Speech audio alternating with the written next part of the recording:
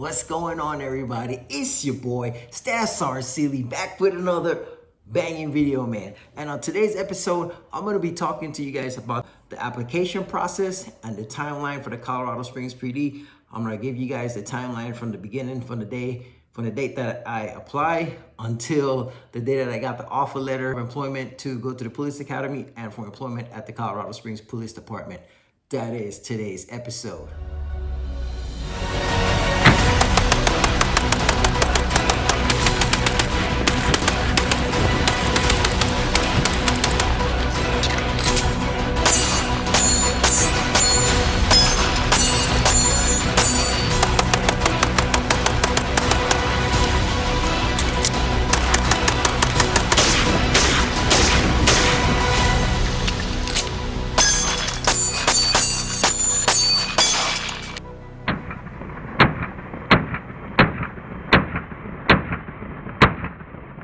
All right, so for those of you who didn't know, which I'm pretty sure you guys found out by now, if you see any of my videos where I talk about, going to the police academy, I got hired at the Colorado Springs Police Department, and I started the academy in July. So in this video, what I'm gonna do is I'm gonna break down the timelines from the day that I applied until the day that I got the offer letter of employment at the Springs PD. So I'm just gonna go ahead and break it down for you guys. So that way, if you guys are wondering and interested in applying for the Colorado Springs Police Department, the timelines that you possibly might be looking for. Now, understand that my timeline might not be the same timeline as yours. Yours might be faster, yours might be longer. I don't know, every individual is gonna be different depending on how fast you answer the questions, how fast you actually complete all the tasks and do everything on the list that you have to do throughout the hiring process. All right, so let's get started, man. So the day that I applied, I believe it was either on my birthday, which was January 9th, or it was the day after my birthday, January 10th. I can't remember exactly which one of those days I applied on. Like I said, it's either gonna be the 9th or the 10th. And so I applied on January 9th. I did the application online, filled it out, and sent up my resume and everything. And then I wrote everything down so I can have the timelines proper. I don't want to give you guys wrong timelines, so I wrote everything down and I verified all the timelines from the emails, from the back and forth emails, from every time I receive an email from them.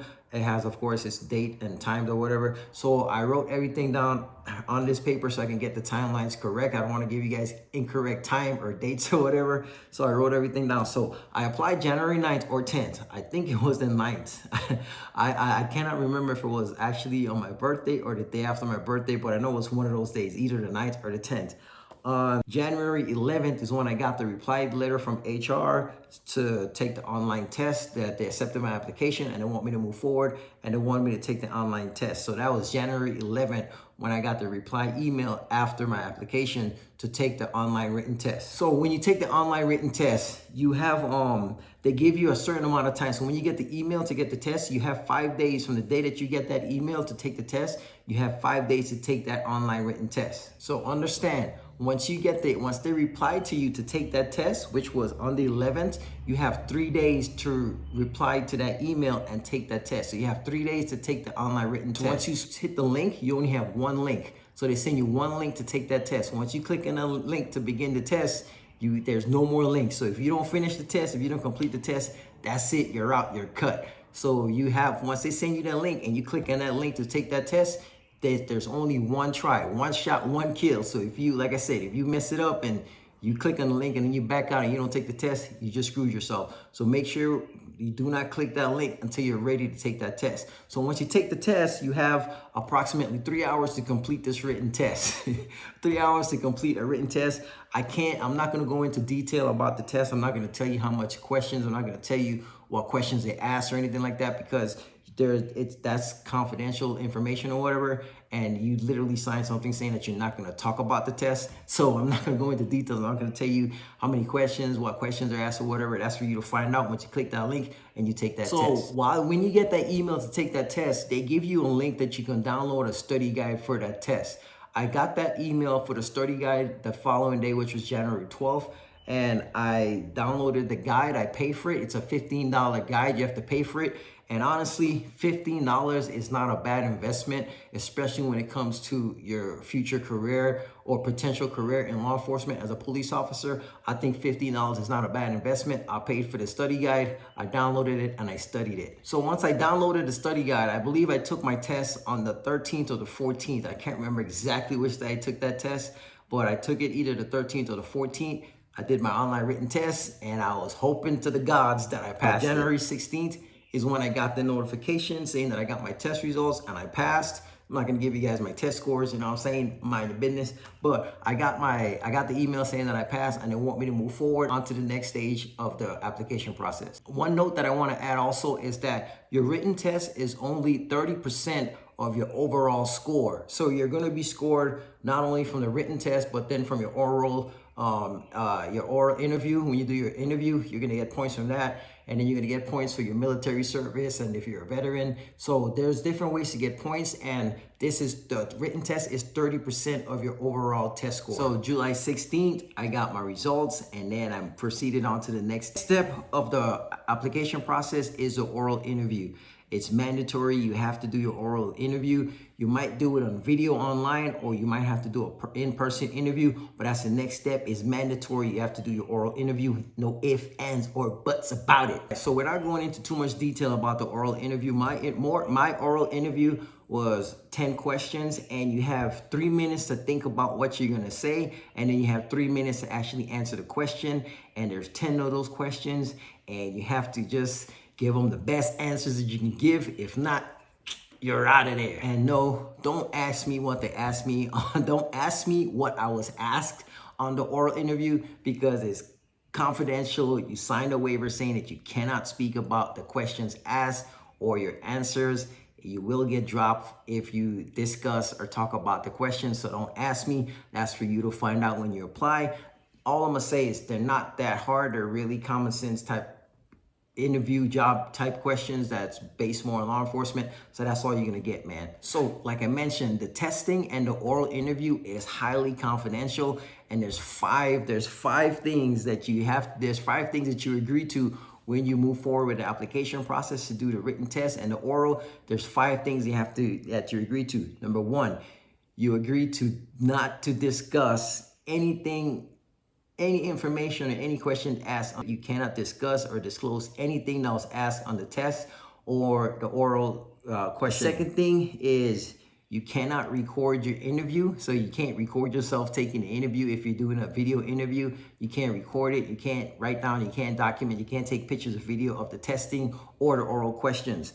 The third thing is no one else can be in the room with you while you're taking your test and while you're doing your oral interview. You have to be in the room by yourself. They're gonna have you set up a camera so they can see behind you and everything. And some places even have you put a mirror behind you so you can see, or next to you so you can see that there's nobody next to you, man. So don't try to cheat. Don't try to just take the test, man. Just take the test, man. Just take the damn test, all right? The fourth thing is you're not allowed to use notes. Like I'm using my notes right now to do this video.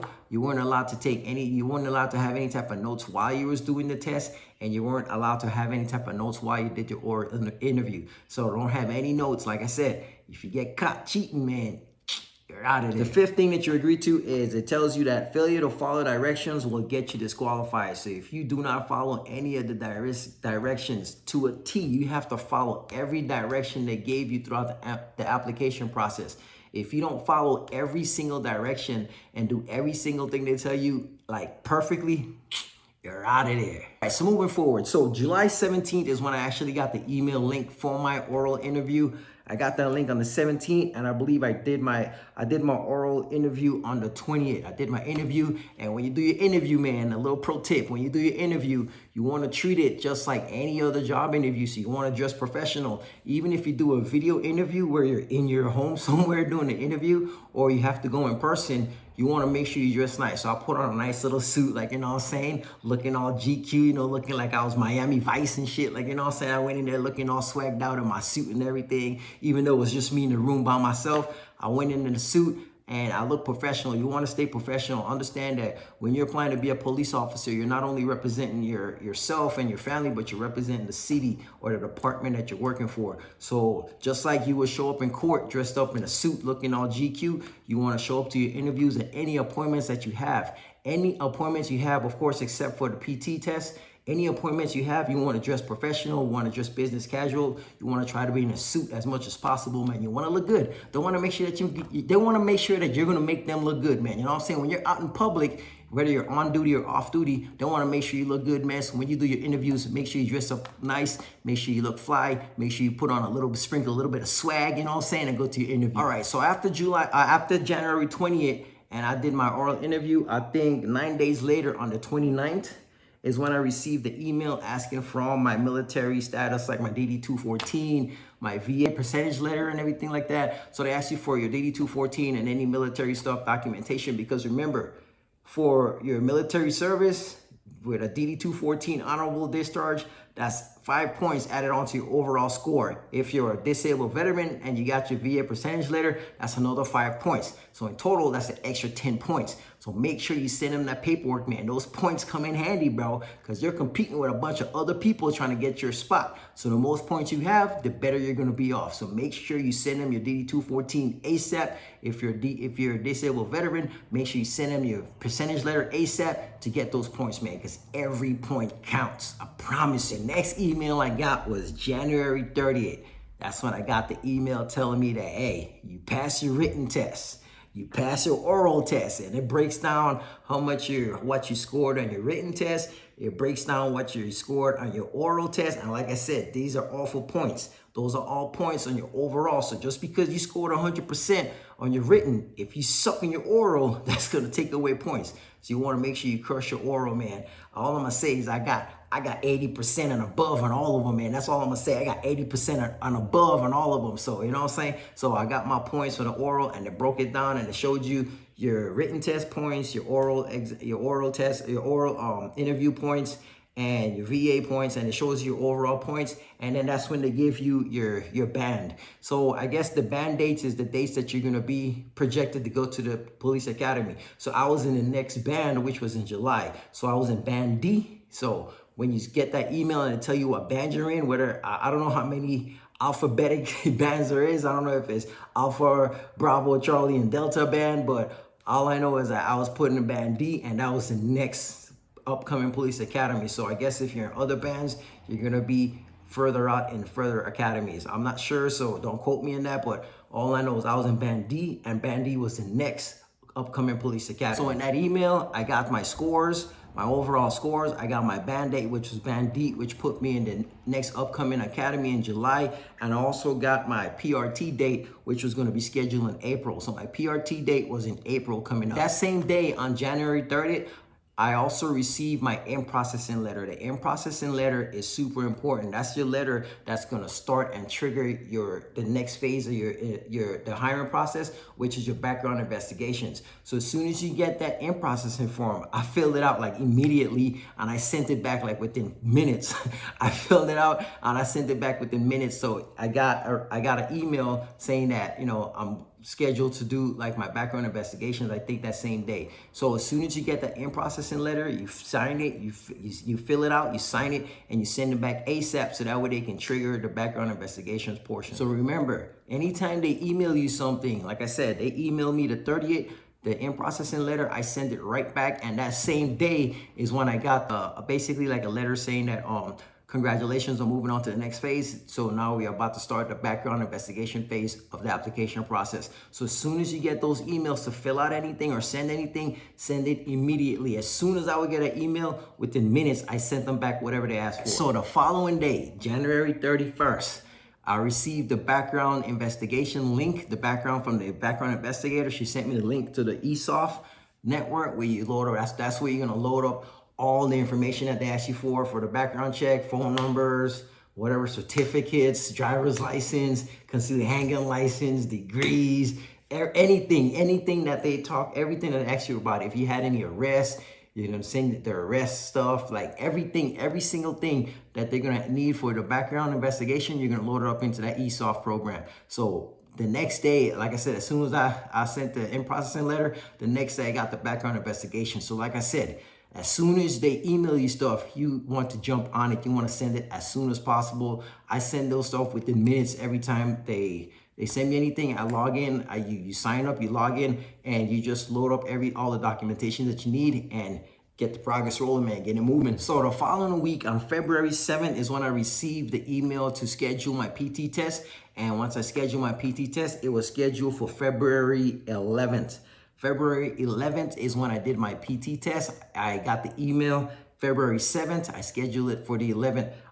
You know what? That was actually for the orientation, my bad. February 11th was the PT orientation. And what that consists of is you basically go in and the head like PT dude, instructor dude, he's gonna go in there and he's gonna show you, break down everything, every single event that you're gonna be doing for the PT test. He's gonna break it down. He's gonna show you exactly what they're looking for, exactly what you gotta do, all the times and numbers that you gotta pass and everything. So they're gonna break it down. Every event is gonna get broken down step by step. And I think that's a good thing. It's not mandatory to go to the PT orientation, but I suggest that you go just to check it out. It's not gonna hurt anything. You just go in, check it out, see what you gotta do, and that way they break it down and tell you exactly what you gotta do and exactly what they're looking for the PT test. So there's no surprises. So the day when you take your PT test, you're not like, oh, I didn't know that. Oh, I didn't know this was an incorrect push-up. Oh, I didn't know this was an incorrect setup. So if you go to the PT orientation, they show you exactly what they're looking for. It's like a cheat code, man. So why not take it? Also later that day on the 7th, February 7th, I also received my unofficial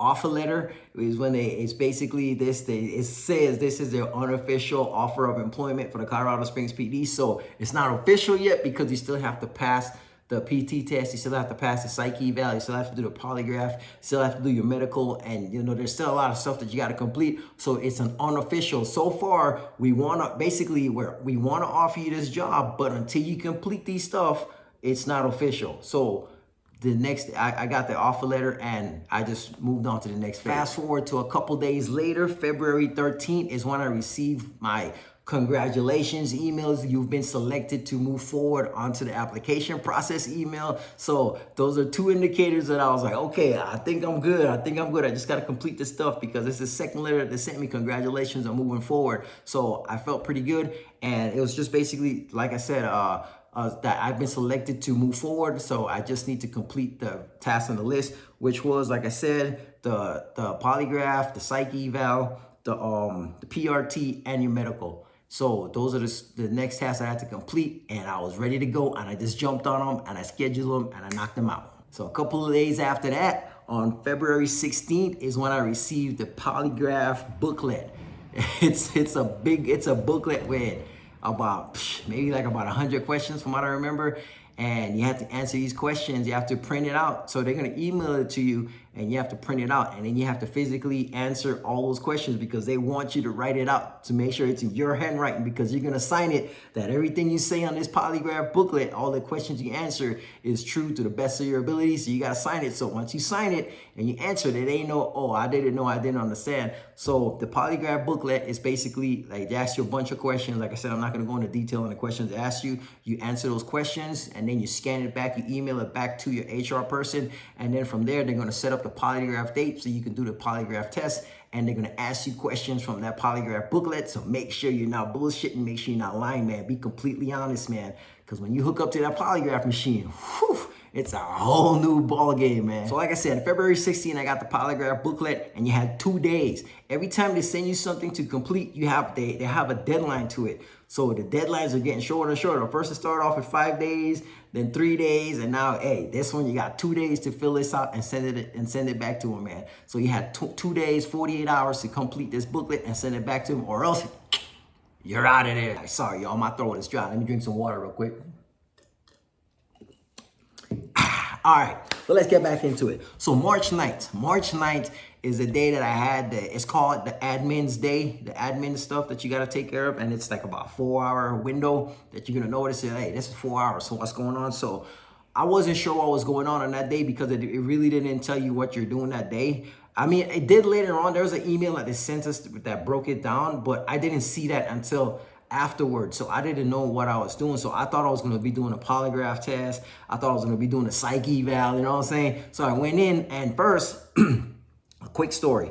So like I said, you're getting a bunch of emails from all these appointments, and the billings, there's a couple billings that you're gonna be going to the same building for. So there's two billings that you're gonna be going to, and you're gonna be doing stuff in those buildings. So when I showed up that day, I showed up at the wrong building. So I was there early. I was there early as hell. I think my appointment was like 8 o'clock, and I was there like at 7.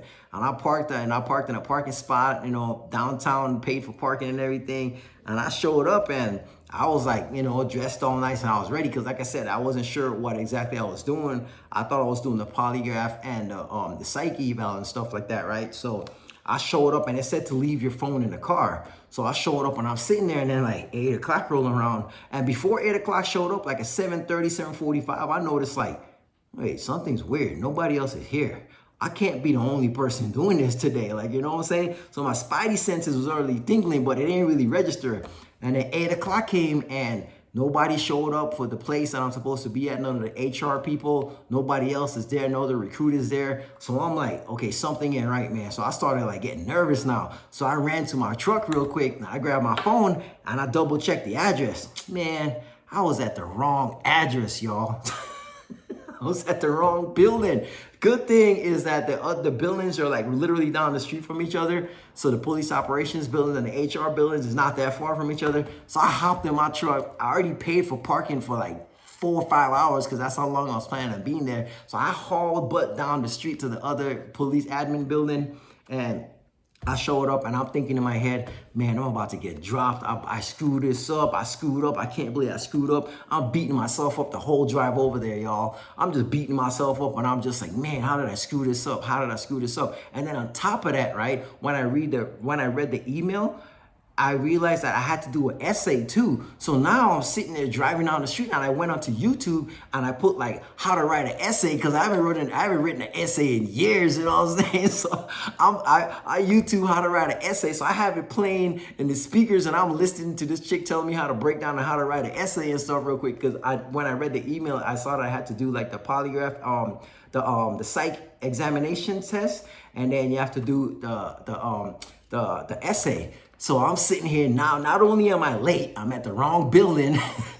I'm nervous as hell. I'm thinking I'm about to get dropped. But on top of that, now I have to learn how to write a damn essay. You know what I'm saying? So I showed up. So I finally showed up. Good thing, man, the HR dude, Mr. Glassman, he was pretty cool. He was like, hey, don't worry about it, man. You won't believe how much people show up late. He's like, but technically, you were on time. You were just at the wrong building, so I'm not going to hold it against you. Go ahead. So I was like, oh, thank God.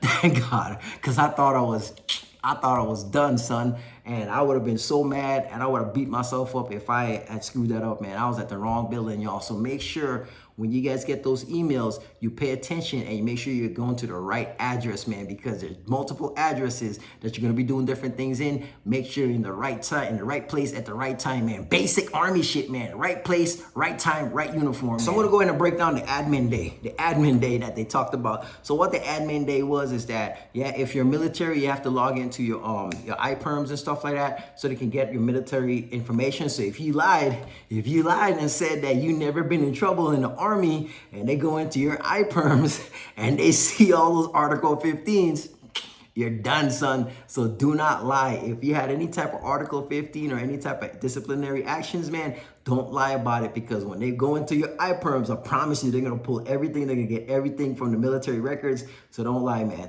So that's to access our iPerms. I was having an issue with my password at that day. So I had to do it the day that I went in for my polygraph. I went into my iPerm. So he got all my iPerm stuff that day. So that day when I did the admin stuff, I didn't get into my iPerms, but I had to do so. But I went ahead and I did the psych evaluations and examinations or whatever, and there was 2 forms, there was 2 booklets, man. Y'all remember those SAT booklets? That's exactly what it looks like. It's like a SAT booklet, and it has a bunch of questions. It was like there's 2 booklets, and one of them was like about 300 or 400 questions. I think it was more like 400 questions, like almost 5, honestly. I think the first one was like almost like 400 or 500 questions. I can't remember. And the other one was like about 200 questions, man. They had to sit there and answer all those questions. And like I said, I'm not going to go into detail. I'm not going to go into anything, but let's just say, hey, they want to find out if you crazy. They really want to find out if you crazy, if you cray, bro. So anyways, so after I did those two psych evaluation exams, booklets. I filled them up and everything. Then I found out that I had to not only write one essay, but we had to write 2 essays. And then to make it even more stressful, they said that the police chief reads every single one of those essays personally. So talk about pressure. I haven't written an essay in years. I'm sitting here listening to how to write an essay on my way to the appointment and stuff. And now I gotta write 2 essays to the police chief, man. Golly. But anyways, obviously I nailed the essays. I'm not gonna give you guys, like I said, I'm not gonna go too much into detail because I don't want to get in trouble before I actually start, you know what I'm saying? But I had to write 2 essays, man. I'm not gonna tell you the topics, I'm not gonna tell you what it is, but just be prepared to write 2 essays, man. I was on the impression we had to write 1.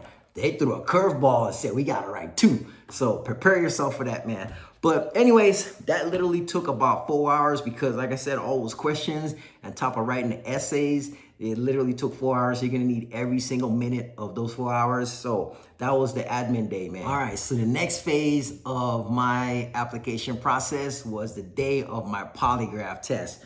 My polygraph test was March 14th. Yes, March 14th. I believe it was like 9 or 10 in the morning, man. So I was nervous, and I was nervous because of, like, I have, like, you know, anxiety and stuff like that from the military. You know what I'm saying? The military give me anxiety, bro. Like, go figure, right? So I was like a little bit anxious.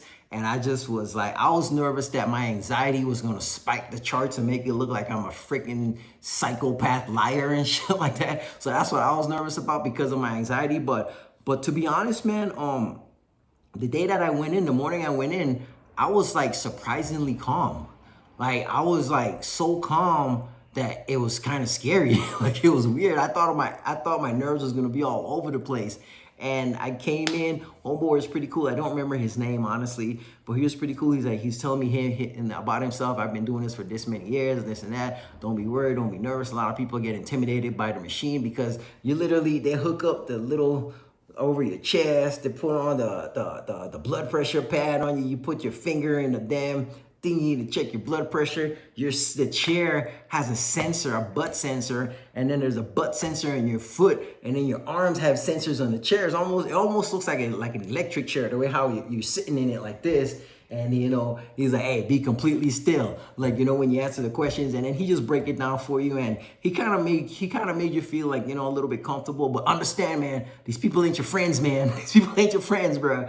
All I'm gonna say is these people ain't your friends, bro. They're doing their job, man. They're trying to make sure that you're a good fit for the police department. So just understand that. Like I said, I'm not gonna break down what he asked. I'm not gonna go through the whole routine. That's for you to find out. But all I'm gonna say is, it wasn't as bad as I thought it was gonna be. As long as you're truthful and as long as you're honest, you're gonna be nervous because nobody wants to be hooked up to a damn lie detector, a polygraph test. Nobody wants to be hooked up to that, man, because it is kind of intimidating. But only advice I can give to you is just be calm. Don't stress about it. Don't think about it. Don't overthink it. Just answer the questions, simple yes and no questions, answers or whatever. Just keep it simple. You know what I'm saying? Like an army, keep it simple, stupid, and you'll be all right. Next phase after the polygraph was the psychological examination interview, where all those hundreds of questions that you answered in that admin day, you know, they're gonna break it down. And a little tip that I got from a pro,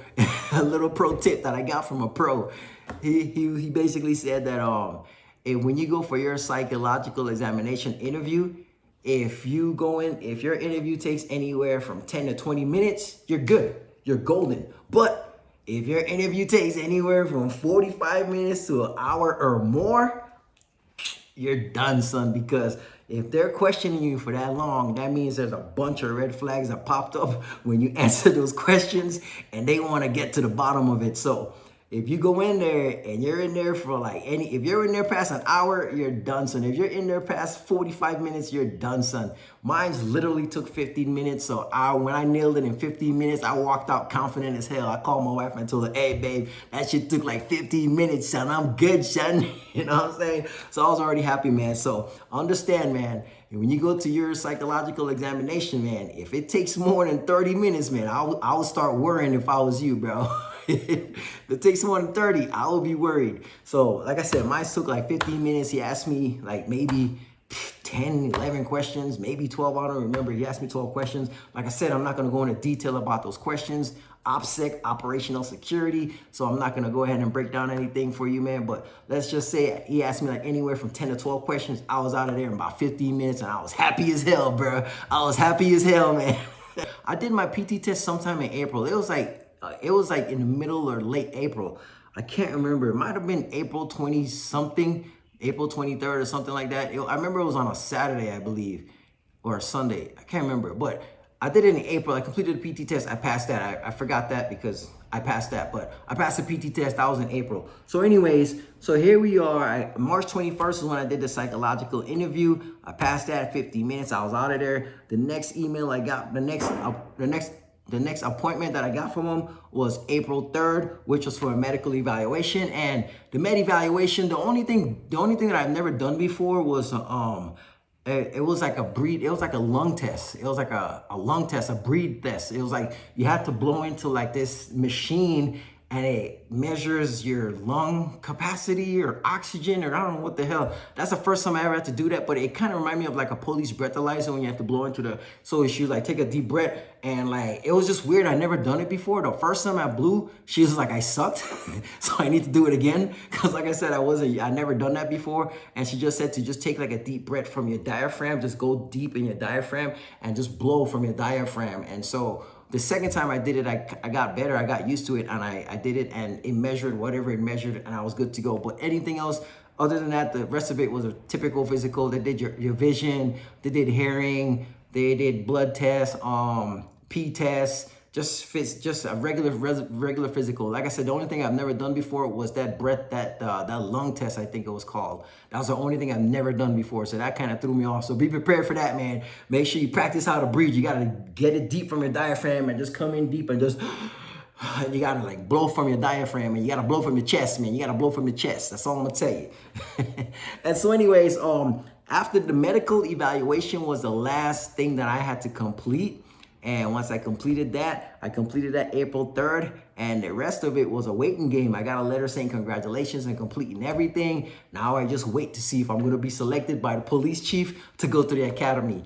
And then do a drum line about a month later, about 20 something days later, on May 23rd is when I got my official offer letter of employment at the Colorado Springs PD, man. So they originally was going to announce it on June 1st or 2nd was the day that they was going to actually announce it. So I got it early. I got it on May 23rd. I got it like a week or so early. So I don't know if that's a good thing, which I'm taking as a good thing that they notified me earlier than when they were going to post it. So I got offered the letter on 23rd. And so I'm getting ready for the police academy, July 24th, man. So there we go. That's the process. That's the whole entire application process. Like I said, I started January 9th or January 10th. And I got my official offer letter May 23rd, which was supposed to be in June. So that was going to be about 6 months. It took about 6 months, man. That's how long the process took. Almost 6 months. So wrapping this up, man, things that you need to know when you're applying for a police department. Understand that it's not gonna be like this. You're gonna be hurrying up and wait. That's why I'm glad I was in the military, because the military has trained me to hurry up and wait. And that's exactly what I did throughout the entire application process. You hurry up to get stuff done, to wait for the next appointment. You hurry up and get it done, to wait for the next appointment. You hurry up and get it done, and you literally hurry up and wait. So don't expect to apply for a police department unless you already have previous law enforcement experience. Your experience and your timelines might be different. If you're a 20-year veteran for a different police department, you might come in and skip all that crap and just get hired. You know what I'm saying? I don't know. I mean, you know, it might not take that long, but if you're new and you've never been into law enforcement, understand that it's going to take some time. So you have to be patient and you have to trust the process, man. When I was talking to the guy from HR, Mr. Glass, he was telling me, like, you won't believe how much people just stop. They don't get hired because they don't complete something, or they don't show up on time for something, or, you know, they just stop. They just stop, you know, because I guess the process took too long. So if you're dedicated to be a police officer, man, the application process can take anywhere up to 6 to 8 months, man. So just understand that it's part of the process. A lot of people complain on why it takes so long, but I mean, honestly, it should take that long, because if you're going to be a police officer, if you're going to be a peace officer carrying a gun to enforce laws, you want to make sure that you got the right people on there. There's been the police departments all over the U.S. have been having bad raps because they've been having crappy officers. So the fact that the Springs PD took almost 6 months just to hire me, I think that's a good sign. That should be a good sign. You don't want a police department who just hire people in a week, applying a week later. They're, you know what I'm saying? They're going to the academy, So I like the fact that it took that long. I mean, I like the fact that it took that long because I know they're trying to get quality people, but then it's kind of annoying because it took that long. But that's part of the process, man. You're trying to be a police officer. It should take that long. You should be dedicated to continue to do what you got to do. Like I said, as soon as they email me something, within minutes, I email them back. They got a response from me. So I was showing them that, hey, this mug is dedicated. Soon as the chick would email me from HR, boom, minutes later, I'm back in her inbox. Like, what's up, though? You know what I'm saying? So you got to show that dedication, man. And that's what I did. I just stick with the program. I didn't pay attention to how long it took. Like I said, like you guys know, I'm already currently employed doing prisoner transport. So I'm not hurting for money. So I wasn't like, oh my God, I need this. So I just took my time and I did everything. My work was understanding. I mean, they really had no choice because at the end of the day, a police department is going to be more priority than whatever you got going on at work for me, at least in my book, you know what I'm saying? This is what I want to do. This is my career. This is what I want to get into. So that's priority. So I don't care what work was talking about. Getting into the police department was my priority, and that's what I did, man. So focus on what you got to do, man. I would suggest that you pay that $15 for the study guide. It came in clutch. It came in handy. I may have passed it without the study guide. Who knew? I don't know. Maybe, maybe not. But why not invest that $15, man? This is your career. This is your life, man. Invest $15. A lot of people spend $15 in junk food every day. You know what I'm saying? But won't invest $15 in a study guide to start a career. You know what I'm saying? That makes no sense. But anyways, man, I don't want to drag this on too long, man. It's your boy, Stash Sergeant Sealy. If you guys have any more questions about the application process of the police department, I'm pretty sure I covered everything. But if you guys want to talk to me offline about some other stuff, man, hit me up. I'll be more than happy to talk to you guys and, tell you guys what I did or whatever. But until next episode, man, make sure you guys like, make sure you guys subscribe, make sure you guys buy the merchandise, and make sure you guys hit our affiliate links, man. When I post the affiliate links on Facebook, it ain't just for fun. It's for you guys so you guys can save money, man. Those affiliate links have a lot of discounts that you can get, man. So click those affiliate links. The way how I get, recognized from that is that when you guys click that link, that's my custom link to that company. So when you click that link and go onto the website and buy something, they know that you got there because of me. So that's how it helps me build that rapport with this company so I can get better deals, I can get sales and stuff, and possibly have good giveaways, man. I'm probably going to be doing a giveaway pretty soon. I'm not going to say what it is yet. But anyways, man, make sure you guys hit those links. Make sure you guys buy merchandise. Make sure you guys like. Make sure you guys share. But most of all, make sure you guys subscribe to the channel, man. If you haven't subscribed yet, man, make sure you subscribe, man. And also, before I forget, while I'm in the police academy, I'm going to be doing a weekly update series. Like I said, I'm not going to go into too much detail on what I'm going to show in the police academy. I'm just going to show you guys just bits and pieces so you guys can have an idea of what it's going to be like in the police academy. So that's going to be a series once I start the police academy. Every week, I'm going to be dropping a little video updating like what happened that previous week, man. But anyways, man, that's it for today, man. We'll see you guys in the next episode. It's your boy, Stash Sergeant Sealy. We out. Peace.